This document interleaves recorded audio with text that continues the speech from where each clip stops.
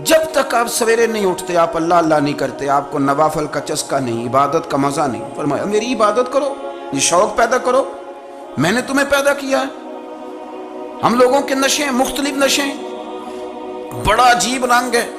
محفل کی صدارت کرنے والے بڑے پیر صاحب، بڑے القابات، بیچ میں سے بندہ تلاش کرنے سے بھی نہیں مل رہا، اتنے بڑے لقب ہیں اس کے، لیکن وہ سج سنور کے 2.5 گھنٹے بیٹھا رہا محفل میں، اور نماز کا وقت آیا تو اس نے مختصر سی پڑھی، وہ نکل گیا، وہ ہلکے سے سجدے کیے۔ اتنا بڑا عشق رسول نعت کا، ہو کیا بات ہے، اور عشق رسول کا بہت بڑا پیغامبر، بہت بڑا مبلغ، وہ بیچارہ سمجھ ہی نہیں سکا کہ اللہ کے رسول نے فرمایا تو نماز پڑھ میری آنکھیں ٹھنڈی ہو جائیں گی۔ تو یہ نشے کے عادی تو ہیں پر حقیقت کے قائل نہیں ہیں۔ یہ بس ٹھیک ہے خوابوں کی دنیا میں لوگ زندہ ہیں، پر جن کو یہ جو نشہ تھا نا عبادت کا، یہ میرے رسول پاک کی چاہت ہے، یہ میرے نبی کریم علیہ السلام کی۔ آپ دیکھیں نا حضور مہینوں جا کے غار حرا میں بیٹھتے، کیا وہاں تبلیغ کرتے تھے؟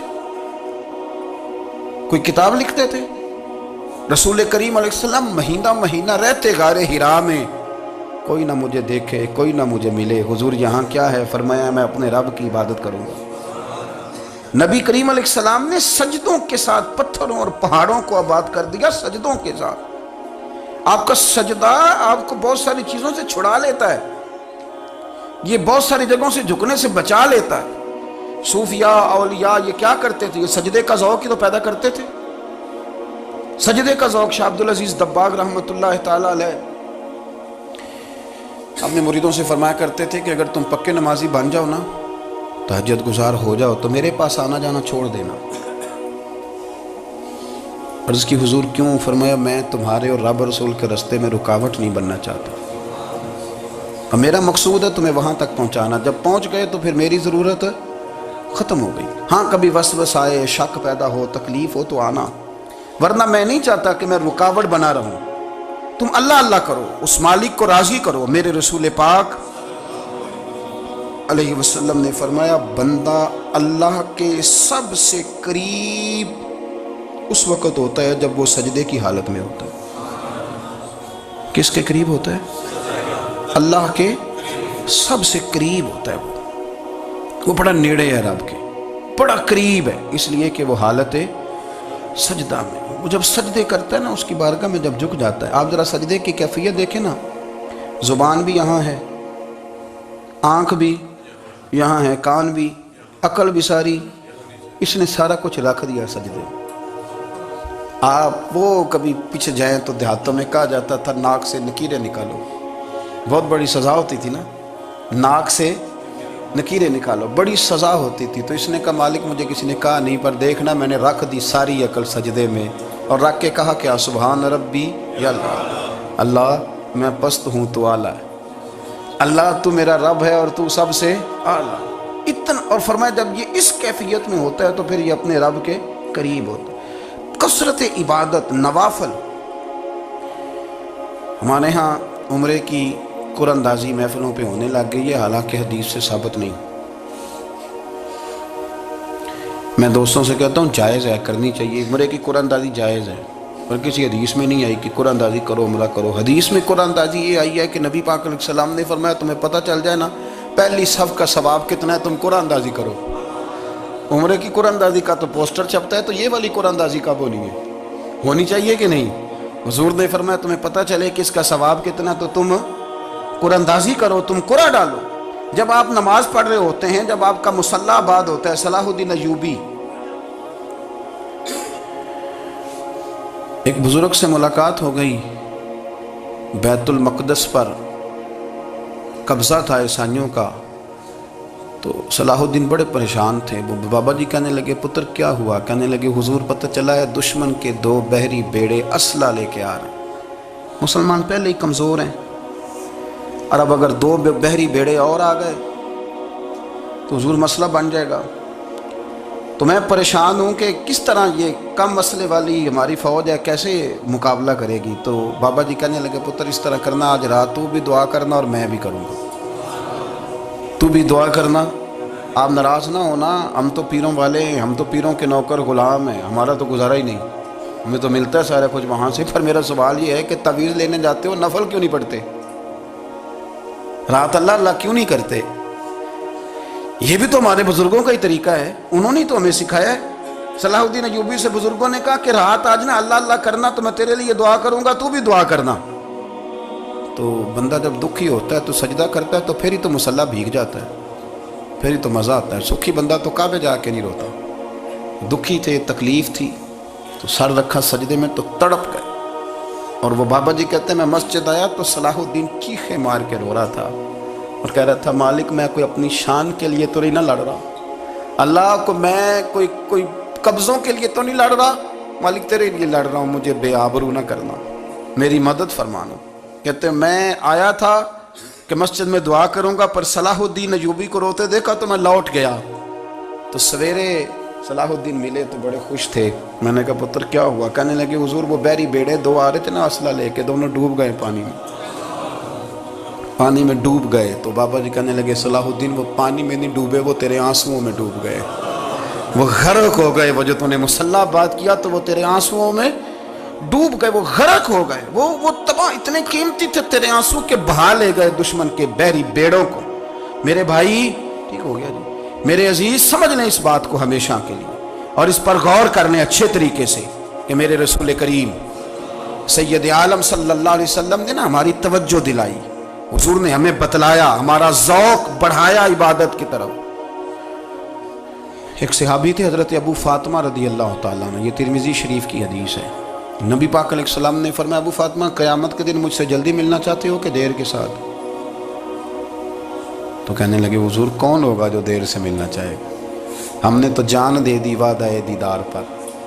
اعلیٰ حضرت فرماتے ہیں جان دے دی وعدہ اور نقد اپنا دام ہو ہی جائے گا۔ مجھے لگتا ہے کہ یہ سودا نقد و نقد ہو جانا ہے، چونکہ ہم نے جان دے دی وعدہ دیدار پر۔ آپ نے وعدہ کیا تھا کہ مریں گے تو پھر زیارت ہوگی، تو مر گئے ہم زیارت کی خاطر۔ جان دے دی وعدہ دیدار پر تو نقد اپنا دام ہو ہی جائے گا۔ اے رضا ہر کام کا ایک وقت ہے، دل کو بھی آرام ہو ہی جائے گا۔ تو حضرت ابو فاطمہ رضی اللہ تعالیٰ عنہ سے نبی پاک صلی اللہ علیہ وسلم نے فرمایا جلدی ملنا چاہتے ہو کہ دیر سے؟ اس کی حضور فٹافٹ ملنا ہے، میں نے قیامت کے دن آپ سے جلدی ملنا ہے۔ تو نبی پاک علیہ السلام نے فرمایا پھر اس طرح کرنا، دنیا میں رہ کے سجدے زیادہ کرنا، پھر سجدے زیادہ کرنا، قیامت میں ملاقات جلدی ہو جائے گی، قرب ملے گا تمہیں۔ اپنے بچوں کے اندر دیکھیں نا، ہم شوق پیدا کرتے ہیں، ہمیں صحیح لفظ نہیں بولنے آتے ہیں، پر ہم بچوں میں شوق پیدا کرتے ہیں کہ پتر ڈاکٹر بن جائے گا تو بڑا نفع کرے گا، تو لوگوں کی خدمت کرے گا، ملک و ملت کی خدمت کرے گا، تیرے ابا کا نام روشن ہوگا، تیرے دادا کی تعریفیں ہوں گی۔ ہم یہ ذوق پیدا کرتے ہیں۔ ہم اپنے نوجوانوں کے اندر یہ فکر پیدا کرتے ہیں، انہیں ہم سمجھاتے ہیں کہ میاں جب تم پڑھو گے، محنت کرو گے تو فلاں آدمی کی طرح تمہارا نام ہوگا۔ یہ جتنا ذوق ہم بچوں کے اندر ان چیزوں کا پیدا کرتے، ہمیں حکم ہے کسی طرح ہم ذوق پیدا کریں کہ پتر نماز پڑھے گا تو اللہ راضی ہو جائے گا، تو سجدہ کرے گا۔ دیکھیں نا میرے رسول کریم علیہ السلام نے فرمایا 7 سال کے بچے کو مسجد لے کے جاؤ، یعنی اسے شوق دلاؤ، اس کے اندر یہ خاصیت پیدا کرو کہ اس کا دل کرے مسجد میں جانے کا، اس کے اندر یہ خصوصیات لاؤ کہ وہ ہمارے ہاں نا ہر چیز کو پرموٹ کیا جا رہا ہے، ہر چیز کو، یعنی سر سنگیت سکھانے کے لیے اکیڈمیاں بن گئی ہیں، ہر شے پرموٹ ہو رہی ہے، عبادت کا جذبہ کم ہوتا جا رہا ہے، اللہ اللہ کا ذوق ہمارے اندر نہیں رہا۔ اور اتنا مشکل ہم نے اپنے لیے بنا لیا ہے کہ وہ بندہ جو بڑی زبردست مذہبی گفتگو کر رہا تھا اور تگڑی بات کر رہا تھا، کیا بات ہے، لیکن نماز کے بارے میں کمزوری دکھا جاتا ہے، نوافل کے بارے میں وہ چپکے سے نکل جاتا ہے۔ امام احمد بن حنبل رحمۃ اللہ تعالی علیہ، مسند امام احمد بن حنبل 14 جلدوں میں ہے مارکیٹ میں، اور مجھے تو خیر پسند ہی بڑی ہے، میں نے تو کئی دفعہ پڑھی ہے۔ اور کیا بات ہے امام احمد بن حنبل کی، کیسے تگڑے قسم کے محدث تھے، اور اللہ نے کتنا انہیں اعزاز عطا فرمایا ہوا تھا۔ یہ کوڑے بھی کھاتے تھے دین کی خاطر، سارا کرتا لہو سے بھر بھی جایا کرتا تھا، بڑا اعزاز والا شخص تھے، بڑے اعزاز والے، حدیثیں جمع کرنا، حدیثیں لکھنا، حدیث پڑھانا، سارا دن رہتے تھے۔ کہہ سکتے تھے کہ میں کر تو رہا ہوں کام، اور حدیث بھی موجود ہے کہ عالم عابد سے افضل ہوتا ہے، پر اس کے باوجود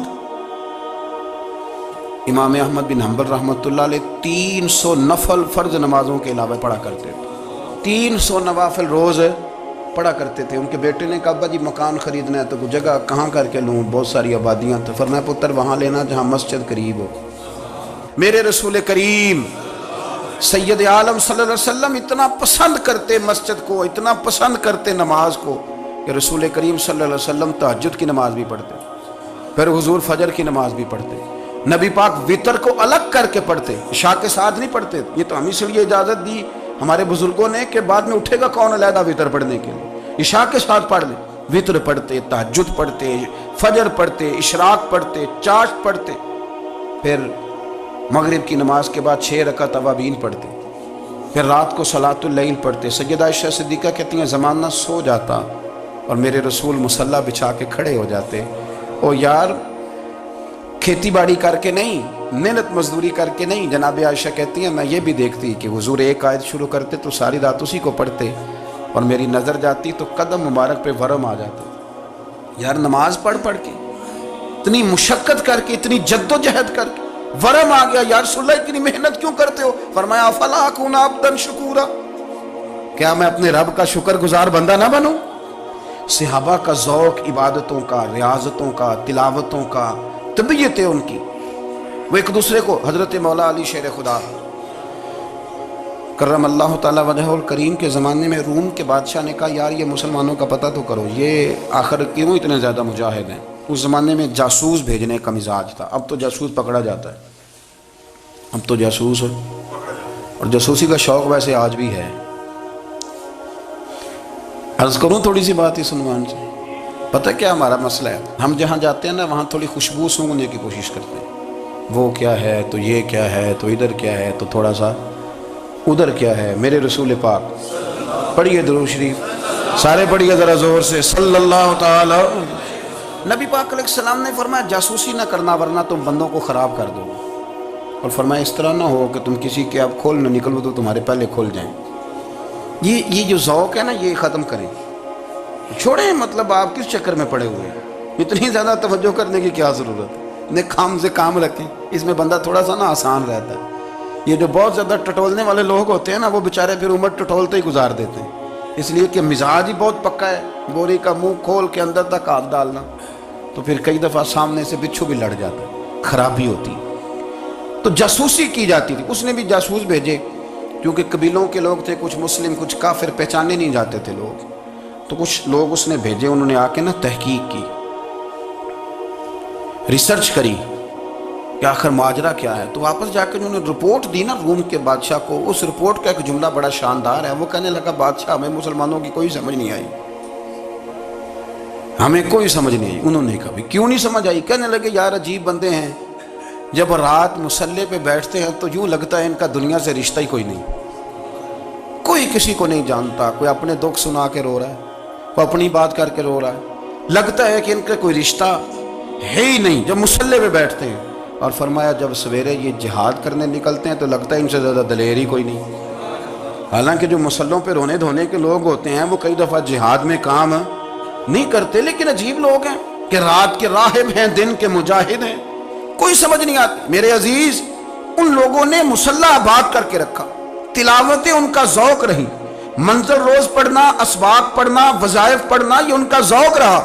اعلیٰ حضرت بریلوی رحمت اللہ نے 1000 کتاب لکھی ہے، لیکن الوظیفۃ الکریمہ کے نام سے جو وہ صبح و شام وظائف پڑھتے تھے وہ الگ انہوں نے ان کو بیان کیا، پابندی کے ساتھ اپنی اللہ اللہ کرتے تھے۔ شیخ شہاب الدین سہروردی رحمت اللہ علیہ اس پر ایک بندے نے اعتراض کیا، اس نے کہا جی آپ کس قسم کے صوفی ہیں، مرید بیٹھے ہیں اور آپ وہاں نفل پڑھ رہے ہیں؟ یہ بھی بڑا مسئلہ ہوتا ہے نا، جو بندہ ملنے آتا ہے وہ اپنے ٹائم کے حساب سے آتا ہے، اور پھر اس کا یہ بھی خیال ہوتا ہے کہ پیر صاحب جو ہیں وہ چونکہ درویش ہیں تو نہ انہیں روٹی کھانی چاہیے نہ سونا چاہیے، چونکہ وہ درویش ہیں، اور ہم چونکہ درویشوں کے ماننے والے ہیں لہذا ہمارا یہ طریقہ ہونا چاہیے کہ جیسے ہم کہیں درویش ویسے ہی کر جائے، حالانکہ اس کو آپ درویش کہیں گے آپ اس کی مانیں گے، آپ منوائیں گے نہیں، تمہارا مزاج ہوتا ہے۔ شیخ شہاب الدین پر لوگوں نے اعتراض کی، حضور لوگ ملنے آئے ہیں، زیارت کرنے آئے ہیں، یہ بندے دعا کرانے آئے ہیں، اللہ اللہ کرانے آئے ہیں، اور آپ نفل پڑھ رہے ہیں، کیا جملہ ہے، کیا حسن ہے، کیا خوبصورتی ہے۔ فرمانے لگے رب رسول سے مانگنے کے لیے مصلی بچھایا ہے، اگر وہاں سے مانگوں گا نہیں تو تمہیں دوں گا کیا؟ پہلے مجھے کچھ لے تو لینے دو، اگر میرے پلے کچھ ہے ہوگی تو آگے دوں گا نا۔ تو میں مانگنے گیا تھا کہ یا اللہ دے، تیرے بندے لینے آئے ہیں، دے تو میں کچھ لوں گا تو آگے دوں گا نا۔ لیکن ہمارا یہ سٹیٹس، یہ مزاج، یہ شعور نہیں ہے۔ گپیں، کہانیاں، داستانیں، گفتگو، خطابت، واز، کیا بات۔ لیکن اگر کچھ کرنے کا کام ہو تو وہ نہیں ہم سے ہوتا۔ میرے نبی کریم علیہ الصلوۃ والسلام نے مصلی سے دل لگانے کا درس دیا، حضور نے توجہ دلائی۔ صحابہ اس ذوق کے حامل لوگ تھے، وہ کوشش کرتے تھے۔ جناب صدیق اکبر رضی اللہ تعالیٰ عنہ کا عبادت کا مزاج ہمیشہ قائم رہا۔ حضرت عمر فاروق ساری رات اللہ کے حضور کھڑے رہے۔ حضرت عثمان غنی رضی اللہ تعالیٰ عنہ عشاء کی نماز پڑھ کے 2 رکعتوں کی نیت باندھتے تھے، 15 سپارے پہلی رکعت میں پڑھ دیتے تھے اور 15 سپارے قرآن مجید کے دوسری رکعت میں پڑھ دیتے تھے۔ آپ نے نا حضرت عمر فاروق کے وصال کے بعد ان کی ایک بیوہ سے نکاح کیا، حضرت عثمان غنی نے نکاح کیا۔ وہ خاتون آپ کے نکاح میں آئیں تو عرض کرنے لگیں، امیر المومنین میرے لیے یہ اعزاز تو بہت ہے کہ میں امیر المومنین کی بیوہ تھی تو امیر المومنین کی منکوحہ ہو گئی ہوں، لیکن حضور نہ تو میں جوان ہوں کہ میرے اندر رغبت ہوتی اور نہ میں اب اس قابل ہوں کہ کوئی خدمت کر سکوں، میرے ساتھ نکاح کی وجہ کیا بنی؟ تو عثمان غنی رو پڑے، فرمانے لگے میں نے عمر فاروق کو مسجد میں اپنے رب سے ڈرتے ہوئے دیکھا ہے، میں نے اسے روتے ہوئے دیکھا ہے، عدل کرتے دیکھا ہے، انصاف کرتے دیکھا ہے، امت کی خیر خواہی کرتے دیکھا۔ تمہارے ساتھ نکاح اس لیے کیا ہے کہ تم مجھے یہ بتاؤ کہ عمر فاروق گھر کے اندر اپنے رب کو کیسے راضی کرتے تھے، گھر کے اندر کیسے راضی کرتے تھے، وہ طریقے بتلاؤ، تم بتاتی جانا اور میں بھی اسی طرح گھر میں عبادت کروں۔ میرے رسول کریم علیہ الصلوۃ والسلام نے ارشاد فرمایا، حضور فرمانے لگے جس گھر میں اللہ کا ذکر ہوتا ہے وہ گھر زندوں کا ہے، اور جس گھر میں رب کریم کا ذکر نہیں ہوتا وہ گھر زندوں کا نہیں ہے۔ گھر نا ہم نا کتابوں میں پڑھتے ہیں کہ ایک بزرگ کہتے ہیں، حضرت فضیل بن عیاض کہتے ہیں کہ میں ایک گلی سے گزر رہا تھا تو گھر کے اندر کسی قاری صاحب نے قرآن کی آیت پڑھ دی، ولی من خاف مقام ربہ جنتان، میں تے میرے کانوں سے ٹکرائی تو اللہ نے میری کایا ہی پلٹ دی، میں توبہ کر گیا۔ اب گھر کے اندر سے آواز آئے تو صحیح نہ تلاوت کی، پر اندر سے آواز آتی نہیں ہے، ڈیک بجنے کی آواز آتی ہے، یا ٹی وی چلنے کی آواز آتی ہے، یا دھوم مچانے کی آواز آتی ہے۔ عبادت کا وہ جو خاص شوق تھا، وہ جو حسن تھا، وہ جو توانائی تھی، وہ جو بات تھی۔ ایک جگہ پہ ہم بیٹھے تھے تو وہاں ایک صاحب آئے اور انہوں نے آتے ہی کہا کہ مہربانی کریں ذرا مجھے مصلی دے دیں، میرے نہ کچھ نفل رہ گئے۔ تو میں نے وضو کر لیا تو کوئی مصلی مل جائے، مصلی انہیں دے دیا گیا، وہ مصلی لے کے چلے گئے تو پیچھے ایک صاحب نے تبصرہ کیا، کہنے نے کتنا ریاکار بندہ ہے، لوگوں کو دکھا رہا ہے کہ میں نفل پڑھتا ہوں، ہے کو بات کرنے والی۔ میں نے اسے کہا، میں نے کہا تو مہربانی کرنا، اس طرح کی ریاکاری تو بھی کر، پکڑ مصلی اور جا تو بھی تھوڑی ریاکاری کر کے آ، اٹھ ذرا، شکر کر کو یہ ریاکار بھی ملا ہے، کوئی نفل پڑھ کے ریاکاری کر رہا ہے۔ اللہ کا میں کہتا ہوں کو پڑھے تو صحیح نہ، یار یہ کوئی دور ہے نفل پڑھنے کا، اس میں تو لوگوں کا مزاج ہی نہیں، طبیعت ہی نہیں۔ میں نے کہا چل مہربانی کر یہ لے مصلی اور تو بھی جا تھوڑی سی یا کر یا ریاکاری کرو تو صحیح نا، مزاج ہی نہیں، ذوق۔ جمعے کی نماز پڑھ کے یوں دنیا بھاگتی ہے، او ہو پتہ نہیں کون سی پیچھے آگ تھی جو بجھائی جائے گی، اور آج تک لوگ مسئلہ پوچھ رہے ہیں کہ جمعے کی بعد والی سنتیں کتنی ہوتی ہیں۔ میں نے کہا کتنے سال ہو گئے جمعہ پڑھتے، کتنے سال ہو گئے، ابھی تک سنتوں کا نہیں پتہ، ابھی تک نہیں علم کے پہلے کتنی رکھتے ہیں اور بعد میں کتنی رکھتے ہیں۔ فجر کی سنتیں کب پڑھنی چاہیے، سنو فجر کی سنتوں کے بارے میں۔ میرے رسول کریم سید عالم صلی اللہ تعالیٰ علیہ وسلم سے ایک صحابی نے پوچھا تھا، حضور میری فجر کی سنتیں رہ گئیں یا رہ جاتی ہیں تو حکم کیا ہے، کیا انداز ہے حضور کا؟ بخاری مسلم کے لفظ سنو، حضور سید عالم صلی اللہ علیہ وسلم فرمانے لگے، اس نے کیا پوچھا تھا، حضور جواب کیا دیتے، فرمایا فجر کی سنتیں کبھی نہ چھوڑنا، فجر کی پہلی 2 سنتیں کبھی نہ چھوڑنا۔ یا رسول اللہ صلی اللہ تعالیٰ علیہ وسلم میری رہ گئی ہیں، رہ جاتی ہیں، فرمایا فجر کی 2 سنتیں نہ چھوڑنا، فرمایا فجر کی پہلی 2 سنتیں مجھے دنیا اور دنیا کے اندر جو کچھ ہے وہ سب سے زیادہ پیاری ہے۔ فجر کی 2 سنتیں دنیا اور دنیا میں جو کچھ ہے مجھے وہ سب سے زیادہ پیاری ہے، اس لیے فجر کی سنتیں نہ چھوڑنا۔ اپنا ذوق، اپنی طبیعت، ہم نے نا ذوق غلط بنا لیا۔ اگر 20 بندے کہہ بھی دیں گے تو نے بڑی شاندار تلاوت کیا تو کیا اس سے بنے گا؟ 100 بندہ کہہ بھی دے تیری کیا بات ہے، کیا بات ہے نعت خاں کی، کیا بات ہے علامہ صاحب کی، پیر صاحب کی، پیر مہر علی شاہ صاحب، رحمۃ اللہ علیہ، آپ تشریف فرما تھے تو آپ کے ایک ہی بیٹے بابو جی جن کو کہا جاتا ہے، جس دن صاحبزادے پیدا ہوئے تو خادم نہ وہاں سے نکلا. ان لوگوں کے شوق اور طرح کے تھے نا، تو ان کی توجہ بھی اپنے شوق کی طرف رہتی. تو خادم نکلا اندر سے، پیر صاحب مبارک ہو، پیر صاحب مبارک ہو، پیر صاحب مبارک ہو، پیر صاحب مبارک ہو، شور کر رہا ہے. تو پیر صاحب کو وجد ہو گیا، اللہ اکبر اللہ اکبر اللہ. او کیا ہوا، کس بات کی مبارک دے رہے ہو؟ عرض کی حضور اللہ نے بیٹا دیا. تو آپ فرمانے لگے اچھا حضور آپ کیا ہوا، آپ تو پریشان ہو گئے. فرمانے لگے جب تو نے 3 دفعہ کہا نا مہر علی کو مبارک ہو، تو میں سمجھا تھا شاید تجھے کسی نے بتا دیا ہے کہ مہر علی سے اللہ راضی ہو گیا. میں سمجھا تھا کہ شاید تو یہ خبر لے کے آیا ہے کہ کسی نے بتایا ہے کہ مجھے آج خبر ملی ہے کہ مہر علی سے رب اچھا پتر ہوا ہے. الحمدللہ اللہ کا شکر ہے. پر میرے لیے مبارک کا دن وہ ہوگا جب میرا رب کہے گا کہ میں مہر علی سے راضی ہوں. میرے محبوب کہیں گے کہ میں مہر علی سے. آپ بات کو سمجھیں، شوق ہی کسی اور طرف تھا، دل ہی کہیں اور لگا ہوا تھا، طبیعت ہی کہیں اور مائل تھی. کوئی وظیفہ پوچھتے تھے تو پڑھتے تھے وہ لوگ، کچھ اللہ اللہ انہیں بتائی جاتی تھی تو کرنے کا ذوق رکھتے تھے، طبیعت تھی، قائل تھے. حضرت ربیع کہتے ہیں میں بڑی دور سے سفر کر کے گیا حضرت اویس کرنی سے ملنے، بڑی دور سے. اور جب میں پہنچا تو فجر کا وقت تھا. تو حضرت اویس کرنی کو میں نے پا لیا. تو وہ نماز پڑھ کے نا قرآن شریف لے کے بیٹھ گئے. فرماتے ہیں اشراق چاشت کا وقت ہوا تو نفلوں کی نیت باندھ لی. محدث ابن الجوزی نے لکھا ہے، فرماتے ہیں پھر جب زوال کا وقت ہوا تو مسجد میں جھاڑو دینے لگ گئے. ظہر کی نماز پڑھ کے تو عصر کی تیاری تک وہ مسجد میں بیٹھے رہے. اور میرے نبی پاک علیہ السلام نے فرمایا جو نماز کے انتظار میں بیٹھا ہو وہ نماز ہی میں ہے، وہ نماز ہی میں ہے. فرمایا میری دنیا میری امت کی جو رہبانیت ہے نا وہ اتنی ہے کہ نماز کا انتظار کرے. اذان کے بعد نماز کا یہ راہب ہے، یہ اس وقت چھوڑ کے بیٹھے ہیں سارا کچھ. فرماتے ہیں عصر تک انہوں نے اللہ اللہ کی، پھر مغرب تک کی، عشاء کی نماز ہوئی تو نماز پڑھی تو وہ تھک گئے. اب مجھے وہ فارغ ہوں مصلی چھوڑے تو میں ملاقات کروں نا.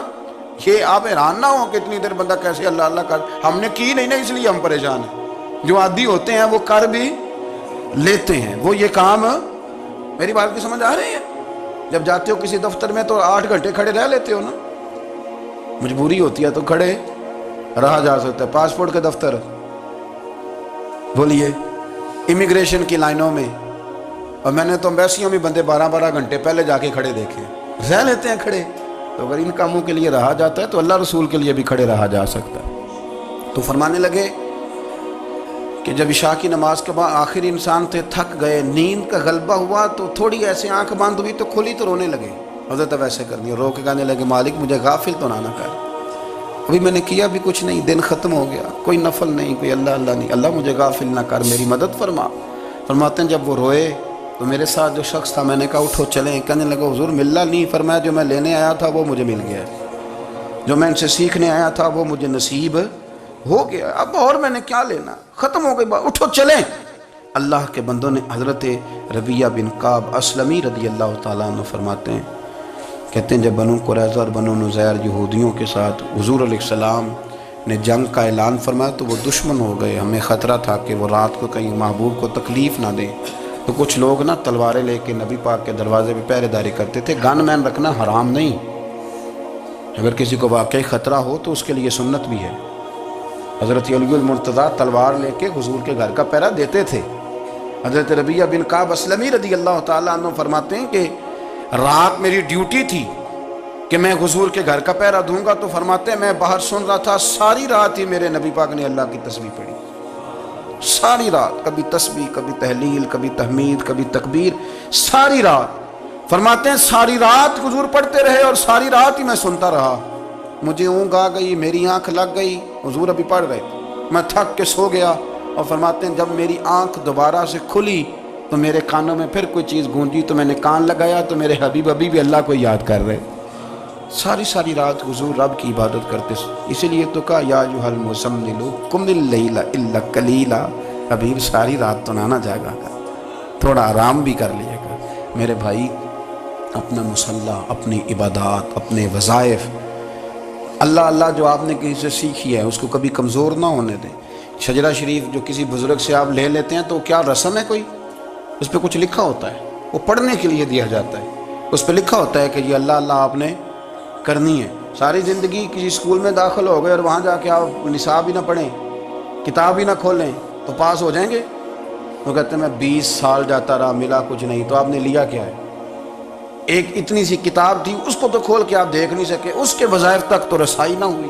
اس لیے کہ اللہ اللہ کرنا مشکل ہے اور تصویر کھنچانا یہ آسان کام ہے. تو جو آسان ہے اس طرف ہماری توجہ لگی رہتی ہے اور جو مشکل ہے اس طرف ہم ذوق پیدا نہیں کرتے. یا ایھا الناس اعبدوا ربکم الذی خلقکم والذین من قبلکم لعلکم تتقون.